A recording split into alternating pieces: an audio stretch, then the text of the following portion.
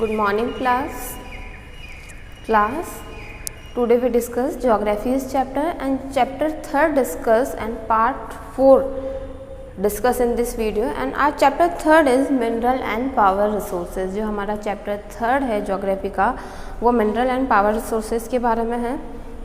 Yes, so students, in part 1 we discuss about what is minerals, types of minerals, and what is advantage and disadvantage of minerals, and conventional sources of energy, and what new techniques are developed for new resources of energy is developed. So yes students, in this video we discuss non-conventional sources of energy. Non-conventional sources of energy. कि energy जो है कि कौन कौन से non conventional जो sources थे वो क्या होते हैं, उनको हम वापस से रीन्यू नहीं कर सकते हैं कन्वेंशनल सोर्सेज को, और कन्वेंशनल जो सोर्सेज होते हैं वो ट्रेडिशनल सोर्सेज है. बट जो नॉन कन्वेंशनल जो सोर्सेज है एनर्जी के वो न्यूली डेवलप है, न्यू टेक्निक से उनको डेवलप किया गया है और इन्हें हम वापस से रीयूज़ कर सकते हैं, इन्हें रिसाइकिल कर सकते हैं. वो होते हैं non conventional source of energy. Yes student, आप लोग पेज नंबर 39 पर देखेंगे. Energy produce from the forces of sun, wind and tides. यहाँ ये बोल रहा है जो एनर्जी प्रोड्यूस की जाती है या तो सनलाइट के थ्रू या हवा के थ्रू या विंड टाइड्स, जो ज्वार जो आता है समुद्र की जो लहरें हैं उनके थ्रू अगर जो क्या करते हैं एनर्जी प्रोड्यूस की जाती है तो वो कहलाते हैं non conventional sources of energy. Yes, फिर आप देखेंगे over the years the greater use of fossil fuels are resulted in their large scale depletion. यहाँ ये कि इतने सालों से हम लोग क्या जो सोर्सेज जो यूज़ करते आ रहे हैं फॉसिल फ्यूल्स का, हमने इतना ज़्यादा, फॉसिल फ्यूल्स को हिंदी में बोलते हैं जीवाश्म ईंधन, मतलब जो पेट्रोल कोल ये है फॉसिल फ्यूल्स. तो इन फॉसिल फ्यूल्स का हमने इतने सालों से हम यूज़ करते हुए आ रहे हैं, कंटिन्यू यूज़ कर लिया और इतना ज़्यादा यूज़ हम लोगों ने कर लिया है कि अब इसके जो सोर्सेज हैं, इनके जो सोर्सेज है फॉसिल फ्यूल्स के वो क्या हो गए, डिप्लेशन, मतलब खाली हो गए हैं. तो अब हमें क्या किसकी तरफ मूव ऑन होना पड़ेगा, न्यू सोर्सेज की तरफ, कि अब हमें एनर्जी के न्यू सोर्सेज हमें क्या करने होंगे, फाइंड आउट करने होंगे. यस, फिर देखेंगे the burning of fossil fuels has also lead to environmental pollution. यहाँ ये बोल रहा है कि फॉसिल फ्यूल के बर्न होने से एनवायरमेंटल पॉल्यूशन भी होता है. कोल है, कोयले को जलाने से जब फॉग निकलता है, ब्लैक फॉग, काला धुआं निकलता है, स्मोकिंग होती है.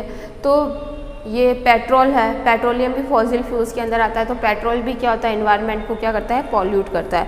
तो यहाँ ये कह रहा है फॉसिल फ्यूल्स जो है हमारे एनवायरनमेंट को भी क्या करते हैं, पॉल्यूट करते हैं. फिर आप देखेंगे the rising prizes of oil have signalled a shortage of in their availability in the near future. यहाँ ये बोल रहा है जो ऑयल की प्राइजेज में जिस तरह से इंक्रीज़ हो रही है, ऑयल की प्राइजेज जिस तरह से बढ़ रही है, उसको देखकर लगता है कि ये जो सोर्स है ये हमारे पास बहुत ही स्केयर, मतलब कम है, और नियर फ्यूचर में तो ये फिनिश ही हो जाएंगे. इसलिए जो इनकी प्राइजेज इतनी इंक्रीज़ होती जा रही है. हम देख रहे हैं ना पेट्रोल की जो प्राइजेज है डे बाय डे क्या हो रही है, इंक्रीज़ हो रही है.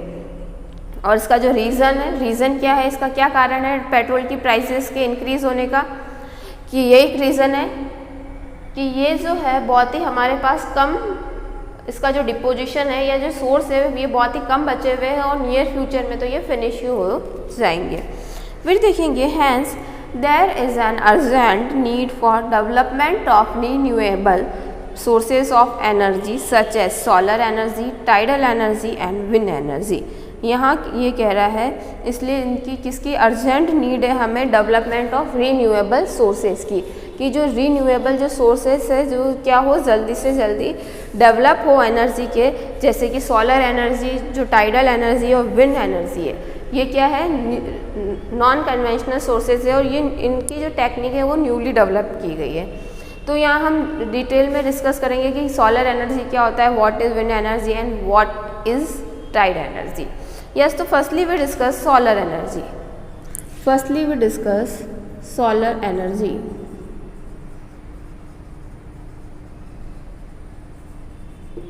यस, सोलर एनर्जी हम लोग देखेंगे students. Firstly, the energy radiated from the sun can be trapped through solar panels to produce electricity. यहाँ ये बोल रहा है सन से जो रेडिएशंस आती है, सूर्य की जो किरणों को क्या किया जाता है, सोलर प्लेट्स होती है उनके ऊपर ट्रैप किया जाता है, और जब वो सूर्य की किरणें, सूर्य का रेडिएशन, सन रेडिएशन जब उन प्लेट्स पर जाता है, सोलर प्लेट्स पर जाता है, तो उसको ट्रैप करके क्या जनरेट की जाती है, इलेक्ट्रिसिटी, मतलब लाइट जनरेट की जाती है। ये चीज़ कहलाती है सोलर एनर्जी। फिर देखेंगे, solar energy is use for lighting of homes and street, heating water desalination for drying crop and for cooking. यहाँ ये बोल रहा है जो सोलर एनर्जी है उसका यूज़ हम घरों में कर सकते हैं, जो डोमेस्टिक यूज़ कर सकते हैं घरों में, जो बिजली में घरों की लाइटिंग के लिए कर सकते हैं, स्ट्रीट लाइटिंग मतलब जो हमारी रोड लाइट्स होती है उनके लिए यूज़ कर सकते हैं इसका, हीटिंग वाटर, पानी को गर्म करने के लिए कर सकते हैं, वाटर डिसोल्यूशन में कर सकते हैं, और जो क्रॉप्स होती है फसलों को सुखाने में कर सकते हैं, और फॉर कुकिंग में भी कर सकते हैं कि सोलर कुकर वगैरह आते हैं तो उनके अंदर आप सनलाइट में क्या कर सकते हैं, अपना फूड जो है कुक कर सकते हैं। फिर है photovoltaic technology convert sunlight directly into electricity. एक ये बोल रहा है एक फोटोवोल्टिक टेक्नोलॉजी है, वो क्या करती है, सनलाइट को डायरेक्ट किस में कन्वर्ट कर देती है, इलेक्ट्रिसिटी में कन्वर्ट कर देती है। The tropical countries where abundant sunshine is available are the major producer of solar energy। यहाँ ये कह रहा है जो ट्रॉपिकल जो कंट्रीज़ है वो क्या है, वहाँ जो सनशाइन मतलब सनलाइट जो है एब्डुएंट मतलब प्रचुर मात्रा वहाँ बहुत होती है। जैसे लाइक हम इंडिया की भी बात करें तो यहाँ हमारे यहाँ सनलाइट क्या होती है, प्रॉपर होती है, तो हम सोलर एनर्जी का यूज़ कर सकते हैं। तो यहाँ ये बोल रहा है कि जो ट्रॉपिकल कंट्रीज़ है वहाँ क्या होता है, एब्डुएंट सनशाइन अवेलेबल होती है और major producer of solar energy, इसलिए जो सोलर एनर्जी का जो प्रोडक्शन है वो भी उन ट्रॉपिकल कंट्रीज़ में ही ज़्यादा किया जाता है। फिर देखेंगे solar energy is renewable, abundant and pollution free source of energy. यहाँ ये बोल रहा है सोलर एनर्जी जो है कौन सा, रीन्यूएबल, हम इसको रीन्यू कर सकते हैं, सनलाइट हमारे पास डेली आ रही है, एब्डुएंट है मतलब इसके हमारे पास बहुत सारे अवेलेबल है ना, सनलाइट डेली आ रही है तो बहुत सारी हम कह सकते हैं क्वांटिटी में हमारे पास एब्डुएंट है मतलब ये, और क्या बोल रहा है, pollution free source of energy, और ये पॉल्यूशन भी नहीं करता है। यही अगर कोल से इलेक्ट्रिसिटी प्रोड्यूस की जाए, अगर कोल से इलेक्ट्रिसिटी प्रोड्यूस की जाती है तो उससे क्या होता है, पॉल्यूशन होता है, कोल जलता है तो उससे धुआं होता है और उससे पॉल्यूशन होता है, बल्कि सोलर एनर्जी से कोई पॉल्यूशन नहीं होता है। फिर यहाँ कह रहा है however it can not be generated through out the year and it's generation is expensive. यहाँ ये कह रहा है बट इसको जो जनरेट है मतलब पूरे ईयर, कभी जब सनलाइट की अगर दिक्कत आती है, प्रॉब्लम होती है, सन अगर नहीं आता है तब हम इसे जनरेट नहीं कर सकते हैं, एंड इस जनरेशन इज़ एक्सपेंसिव, और इसको थोड़ा जनरेट करना एक्सपेंसिव होता है क्योंकि वैसे ये वन टाइम एक्सपेंसेस होता है कि हमें सोलर प्लेट्स वगैरह सारा सेटअप जो करवाना होता है वन टाइम करवा के, तो वो जो एक्सपेंसिव होता है थोड़ा वन टाइप जो सेटअप होता है, देन हम इसका जो यूज़ कर सकते हैं। आप अपनी बुक में पिक्चर भी देख रहे होंगे किस तरह से विलेज में सोलर पैनल लगा हुआ है। ये जो एक सोलर प्लेट्स है इन पर सोलर क्या आती है, सन के रेडिएशंस आते हैं और उसे क्या किया जाता है, ट्रैप किया जाता है। यस, अब हम जो नेक्स्ट देखेंगे जो हमारे टाइप है विंड एनर्जी। ये सारे नॉन कन्वेंशनल सोर्सेज हम लोग डिस्कस कर रहे हैं स्टूडेंट्स। यस, देखिए क्या होता है। Yes, wind energy, wind is a renewable source of energy. सबसे फर्स्ट यहाँ कह रहा है विंड जो है, हवा जो है रीन्यूएबल सोर्स है एनर्जी का, which is use for grinding food grains. देखिए विंड जो एनर्जी है उसका यूज़ हम कहाँ कहाँ कर सकते हैं, ग्राइंडिंग फूड ग्रेन्स मतलब जो फूड ग्रेन होता है उसको ग्राइंड करने में, पीसने में कर सकते हैं, to lift water from wells, कुओं से पानी निकालने में कर सकते हैं, एंड जनरेट इलेक्ट्रिसिटी, और इसके अलावा विंड एनर्जी से हम क्या कर सकते हैं, इलेक्ट्रिसिटी भी जनरेट कर सकते हैं। फिर आप देखेंगे विंड फार्म्स और cluster of wind mills are located along the coastal region and arid region. यहाँ ये कह रहा है जो विंड फार्म्स होते हैं वो कहाँ सेटअप किए जाते हैं? तो ये जो विंड मिल्स आर लोकेटेड जो कोस्टल रीजन, मतलब समुद्र के पास वाले रीजन्स, मतलब समुद्र के जो पास, सी के पास वाले एरियाज़ में सेटअप किए जाते हैं। क्यों?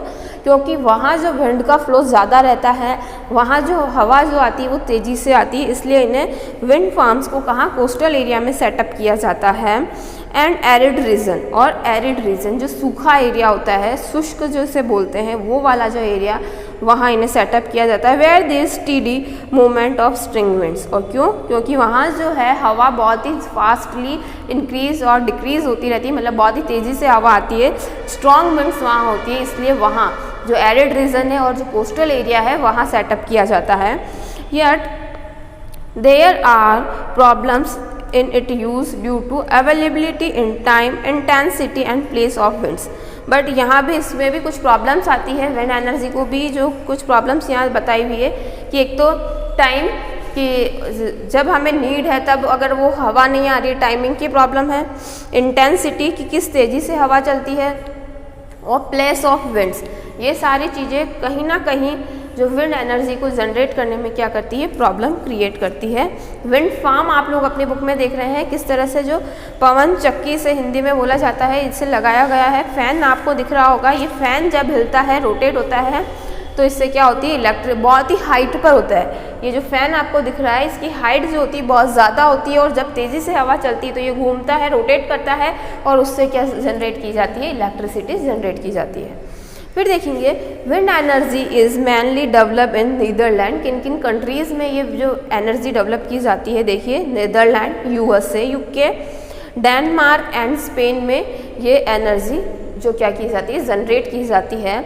इन इंडिया, और इंडिया के अंदर हम देखेंगे कौन कौन से स्टेट्स हैं जहाँ पर विंड एनर्जी जनरेट की जा रही है। तो देखिए Tamil Nadu, Andhra Pradesh, Gujarat, Kerala, Maharashtra and Rajasthan are the leading wind energy producing states. क्यों? देखिए ये जो सारे केरला, आंध्र प्रदेश, महाराष्ट्र, ये क्या है, कोस्टल एरिया है, इसलिए यहाँ, और राजस्थान क्या है, एरिड रीजन है, तो दैट्स वाई यहाँ इन जो स्टेट्स है यहाँ पर सबसे ज़्यादा मेनली क्या प्रोड्यूस की जा रही है, विंड एनर्जी प्रोड्यूस की जा रही है।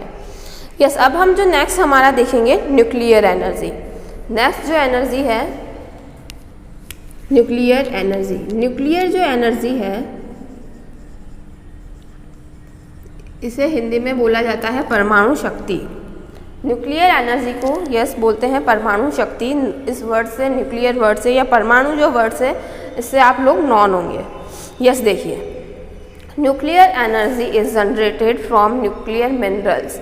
न्यूक्लियर जो एनर्जी है किससे जनरेट की जाती है, न्यूक्लियर मिनरल से जनरेट की जाती है। देखिए कौन कौन से हैं न्यूक्लियर मिनरल्स है, यूरेनियम एंड थोरियम।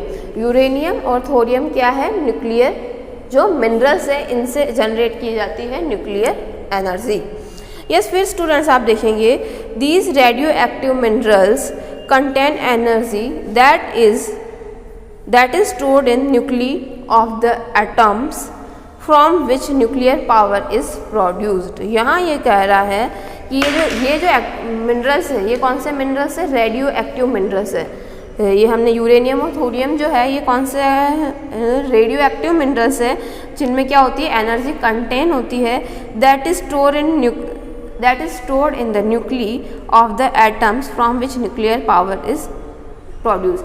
इनमें क्या होता है, एटॉम होते हैं, उनसे क्या किया जाता है, न्यूक्लियर पावर जनरेट किया जाता है। फिर देखेंगे nuclear power is also generated when minerals like uranium and thorium undergo nuclear fission in nuclear reactor. यहाँ ये कह रहा है जो न्यूक्लियर पावर जो है is also generate, nuclear power generate किया जाता है जो मिनरल्स है uranium and thorium are fission in nuclear. जब वो यूरेनियम और थोरियम छोटे छोटे टुकड़ों में जब टूटते हैं, छोटे छोटे पार्ट्स जब उनके होते हैं, तो उनसे क्या की जाती है, न्यूक्लियर एनर्जी जनरेट की जाती है। आपको दिख रहा होगा तारापुर न्यूक्लियर प्लांट है, ये आपकी बुक में दिखाया है पेज नंबर 40 पर, कि इन प्लांट्स के अंदर क्या की जाती है, न्यूक्लियर एनर्जी जनरेट की जाती है। यस, फिर देखेंगे जो न्यूक्लियर एनर्जी है उसके कौन कौन सी प्रोड्यूसिंग कंट्रीज़ के नेम देखिए आप लोग, US, France, Canada, Japan and countries of Europe, और यूरोप की जो कुछ कंट्रीज़ है वो क्या करती है, न्यूक्लियर एनर्जी प्रोड्यूस करती है। फिर देखेंगे in India Jharkhand and the Aravalli of Rajasthan are the largest producer of uranium. सबसे ज़्यादा जो झारखंड में और राजस्थान की जो अरावली हिल्स है वहाँ क्या प्रोड्यूस होता है, यूरेनियम प्रोड्यूस होता है। फिर देखेंगे thorium is mainly found in Malabar coast of Kerala. जो थोरियम है वो कहाँ फाइंड आउट होता है, केरला का जो मालाबार कोस्ट है वहाँ पर थोरियम फाइंड आउट होता है।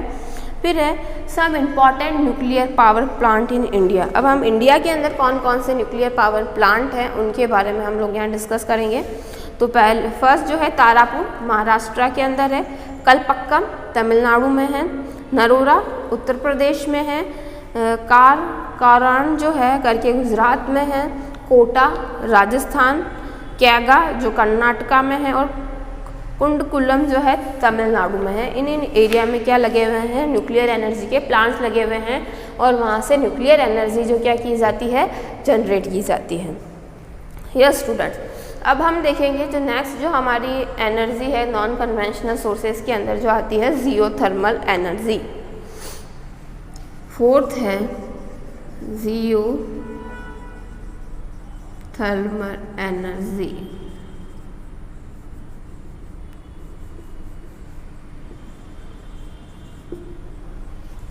Yes geothermal energy. यस देखिए geothermal energy refer to nuclear energy or geothermal energy देखिए, geothermal energy refer to heat power and electricity producing by using the heat from the interior of the earth. ये जो geothermal जो energy generate की जाती है, जो अर्थ के अंदर जो हीट है उससे ये एनर्जी जनरेट की जाती है। इसमें क्या होता है, वही पावर के लिए या इलेक्ट्रिसिटी जनरेट करने के लिए हम इसका यूज़ करते हैं जियोथर्मल एनर्जी का। फिर देखेंगे it is also produce from hot and spring and geysers, और इससे जो प्रोड्यूस किया जाता है किससे, गीज़र्स जो लगे हुए होते हैं, डिफरेंट टाइप के गीज़र्स होते हैं और स्प्रिंग्स इस तरह की लगी हुई, उनसे इसको प्रोड्यूस किया जाता है जियोथर्मल एनर्जी को। फिर देखेंगे this energy is used for a variety of purposes. ये जो एनर्जी है जियोथर्मल एनर्जी, ये वैरायटी ऑफ पर्पसेस को यूज़ किया जाता है, such as cooking heating etc। इसका जो जियोथर्मल जो एनर्जी है उसका जो हम यूज़ करते हैं किसके लिए करते हैं, कुकिंग और हीटिंग के लिए करते हैं। फिर देखेंगे कहाँ कहाँ पर जो ये जियोथर्मल जो यूज़ किया जा रहा है, USA, New Zealand, Japan, Iceland, Philippines and central America are the leading producer of geothermal energy in the world. ये जो कंट्रीज़ है USA हो गया, न्यूजीलैंड हो गया, फिलीपींस, आइसलैंड और सेंट्रल अमेरिका का जो पार्ट है वो लीडिंग प्रोड्यूसर है इस जियोथर्मल एनर्जी के। फिर ये बोल रहा है कि important centres of geothermal energy in India, कि जियोथर्मल जो एनर्जी है वो इंडिया में कहाँ कहाँ प्रोड्यूस की जाती है। वर्ल्ड का तो हमने देख लिया है, अब हम देखेंगे इंडिया का। तो यस इंडिया में जो है कहाँ कहाँ, मणिकर्ण जो कहाँ पर है, हिमाचल प्रदेश में, ताप पानी जो छत्तीसगढ़ में है एंड पुंगा वैली जो जम्मू एंड कश्मीर है। इन ये 3 प्लेसेस के नेम दिए हैं वह है, वहाँ इंडिया में क्या किया जाता है, जियोथर्मल एनर्जी प्रोड्यूस की जाती है। अब जो हम देखेंगे कौन सी एनर्जी, टाइडल एनर्जी। नेक्स्ट जो हमारी है 5th एनर्जी जो है नॉन कन्वेंशनल सोर्सेज के अंदर वो है tidal energy. Yes tidal energy हम लोग देखेंगे स्टूडेंट्स क्या होती है। Oceanic tides are use to generate electricity. यहाँ ये बोल रहा है ओशनिक जो टाइड्स है उनको का यूज़ किया जाता है किसमें, इलेक्ट्रिसिटी जनरेट करने में, और उसे ही हम टाइडल एनर्जी बोलते हैं। मतलब जो समुद्र से उठने वाली जो ऊंची ऊंची लहरें हैं उनसे जो इलेक्ट्रिसिटी जनरेट की जाती है, एनर्जी जनरेट की जाती है, उसे बोलते हैं टाइडल एनर्जी। जो वेव्स होते हैं, जो टाइड्स जो आती है किसके अंदर, ओशियंस के अंदर, उनसे जो एनर्जी जनरेट की जाती है वो एनर्जी कहलाती है टाइडल एनर्जी। यस देखेंगे tidal energy can be harness by building dams across inlets of the sea. यहाँ ये बोल रहा है टाइडल जो एनर्जी है कैन बी हार्नेस, जो इसके लिए क्या करना होता है, जो डैम्स हैं वो बिल्ड करने होते हैं इनलैंड ऑफ द सी के अंदर। फिर देखते हैं when there are high tides, जब हाई टाइड्स आती है मतलब जो टाइड्स होती है वो हाई होती है, the energy generated from the tides are use to, किन किन में, turbine install in the dam order to produce electricity. इन डैम के अंदर क्या किया जाता है, पहले डैम बनाया जाता है, फिर उससे जो टर्बाइन मशीन है वो पानी के अंदर घूमती है, देन उससे क्या जनरेट की जाती है, इलेक्ट्रिसिटी जनरेट की जाती है। यस, पेज नंबर 41 पर अब हम लोग देखेंगे कंट्रीज़ लाइक, कौन कौन सी कंट्रीज़ है, देखिए Russia and France have developed tile energy in large scale. Russia और जो फ्रांस है वहाँ पर जो लार्ज स्केल पर क्या है, ये एनर्जी डेवलप की हुई है। इन इंडिया जो है गल्फ ऑफ कच्छ की जो खाड़ी है, जो कच्छ है, वहाँ पर टाइडल एनर्जी क्या की जाती है, जनरेट की जाती है इंडिया में। अब देखिए biogas, shrubs, farm waste, human waste and animal waste are use in produce in biogas. अब जो क्या है बायोगैस कैसे प्रोड्यूस करते हैं, ये भी एक क्या है नॉन कन्वेंशनल सोर्स है हमारा। 6 जो है बायोगैस, बायोगैस का यूज़। यस, देखिए तो जो श्रब्स मतलब जो झाड़ियाँ है, फार्म से निकलने वाला वेस्ट है मतलब जो फील्ड खेत वगैरह होते हैं, ह्यूमन जो वेस्ट है लाइक जो हमारे यहाँ हम कह सकते हैं वेजिटेबल का जो वेस्ट वगैरह निकलता है वो, फिर है एनिमल वेस्ट, एनिमल वेस्ट से मतलब है काउ डंग्स वगैरह जो गोबर वगैरह होते हैं उसकी बात कर रहा है ये, तो वो वेस्ट से हम क्या कर सकते हैं, प्रोड्यूस करते हैं, कौन सा, बायोगैस प्रोड्यूस होती है उस वेस्ट से।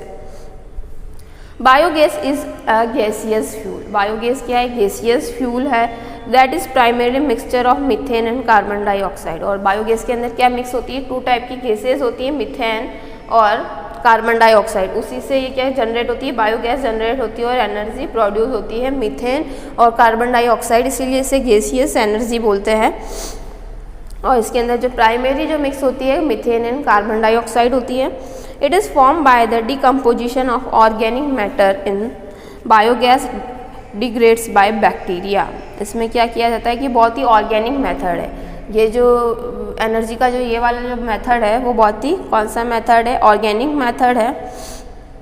फिर देखिए biogas is the most efficient fuel for cooking, तो वही जो बायोगैस से जो एनर्जी जनरेट होती है उसका किस किस में यूज़ कर सकते हैं हम, कुकिंग में, खाना पकाने में, लाइटिंग में, and other purpose also provide manure to agriculture land. इसके अलावा इसके बाद जो बायोगैस हमने जनरेट कर ली उसके बाद जो इसका वेस्ट बचा है उसका मैन्यूअर मतलब खाद के रूप में इसका यूज़ किया जाता है, बायोगैस का यूज़ किया जाता है।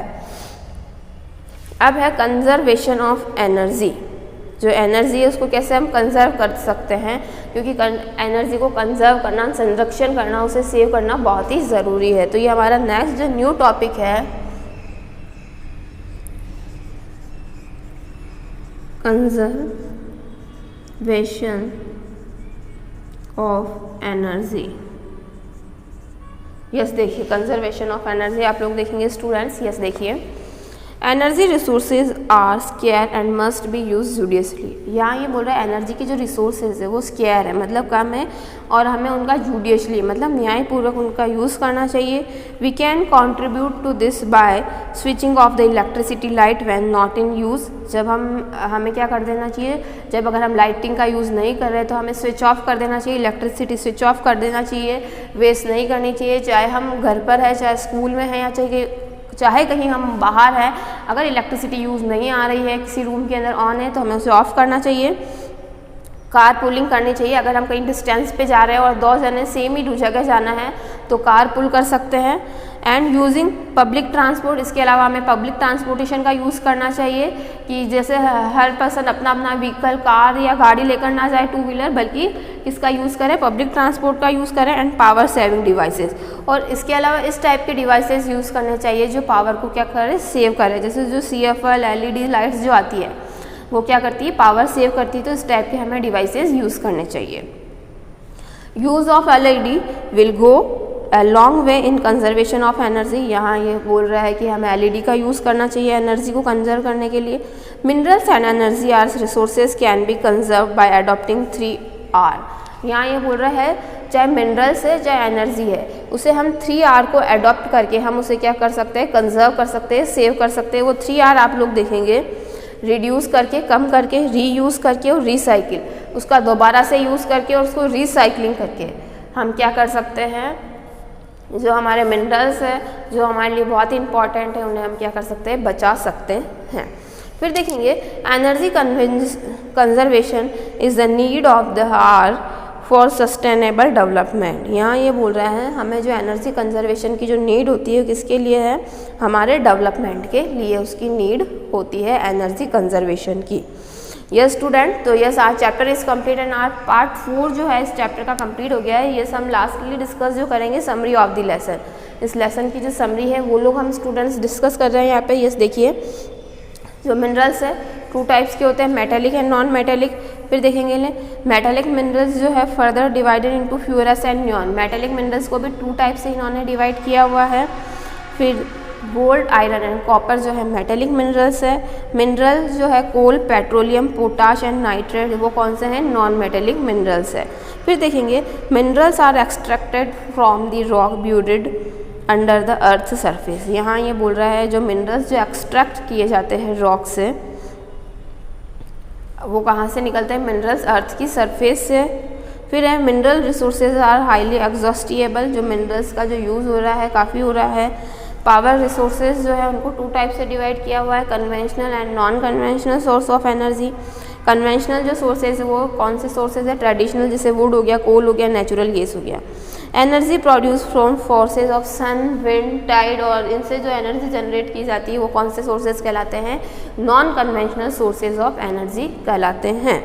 यस स्टूडेंट्स, तो ये समरी जो है लेसन की वो हमने डिस्कस करेंगे। Yes come to exercise. Firstly we discuss MCQs। Yes first MCQ, which of the following country is the largest producer of iron ore in the world. Largest जो producer है iron ore तो China. Second जो है leading producer of petroleum, तो world में जो lead कर रहा है ईरान। थर्ड है which one of the following method is useful to conservation in electricity. तो सारे मेथड हमें CFL का यूज़ करना चाहिए, पावर सेविंग जो डिवाइसेस है उनका यूज़ करना चाहिए और स्विच ऑफ कर देना चाहिए इलेक्ट्रिसिटी जब हम उसे यूज़ नहीं कर रहे हों। Geothermal energy refer to energy produce from, geothermal energy कहाँ कैसे प्रोड्यूस होती है, heat of earth interior, earth के जो अंदर हीट है उससे कौन सी एनर्जी प्रोड्यूस होती है, जियोथर्मल एनर्जी प्रोड्यूस होती है। फिर देखेंगे विच of the following is not non conventional source of energy, कौन सा नॉन, तो सिर्फ टाइडल एनर्जी, जियोथर्मल एनर्जी और सोलर एनर्जी ये सारे नॉन कन्वेंशनल। ओनली जो कोल है वो कौन सा सोर्स है, कन्वेंशनल सोर्स है। नेक्स्ट जो एक्सरसाइज है हमारी true and false. Yes student, Chile is the leading producer of copper, copper का जो लीडिंग प्रोड्यूसर कौन है, चिली, तो it's true. India is rich in iron ore, India में आयरन ऑर में रिच है, तो इट्स ट्रू। थर्ड जो है petroleum is called white coal, petroleum को वाइट गोल्ड बोला जाता है, तो इट्स फॉल्स, ब्लैक गोल्ड बोला जाता है उसे। Natural gas is more expensive than oil and causes pollution, natural जो गैस क्या एक्सपेंसिव होती है, महंगी होती है ऑयल से, और क्या इससे पॉल्यूशन भी होता है, तो इट्स फॉल्स। नेचुरल जो गैस होती है वो पेट्रोल से सस्ती होती है, और जो यहाँ ये पॉल्यूशन भी इससे क्या होता है, ऑयल से कंपेयर करें तो कम होता है। तो स्टूडेंट्स हमने यहाँ देखा है conventional and non conventional sources. Part 4 में जो हमने डिस्कस किए थे नॉन कन्वेंशनल सोर्सेज है सारे, ये solar energy, wind, nuclear, geothermal and tidal energy, biogas, ये सारे जो न्यूली डेवलप मेथड है और इनसे ज़्यादा पॉल्यूशन भी नहीं होता है, इनको हम रीयूज़ भी कर सकते हैं, रिसाइकलिंग भी कर सकते हैं, और ये सारे जो मेथड्स है न्यू मेथड्स है एनर्जी के, एनर्जी जनरेट, क्योंकि जो कन्वेंशनल सोर्सेज है एनर्जी के वो अब क्या होने आ रहे हैं, ख़त्म होने आ रहे हैं, और फ्यूचर के लिए जो हमारी आने वाली जो जनरेशन है उनके लिए नहीं बच पाएंगे। इसलिए हमें आप किस तरफ जाना चाहिए, नॉन कन्वेंशनल जो सोर्सेज है एनर्जी के उस तरफ जाना चाहिए। यस स्टूडेंट्स, तो आज chapter 3 is complete. Thank you, have a nice day.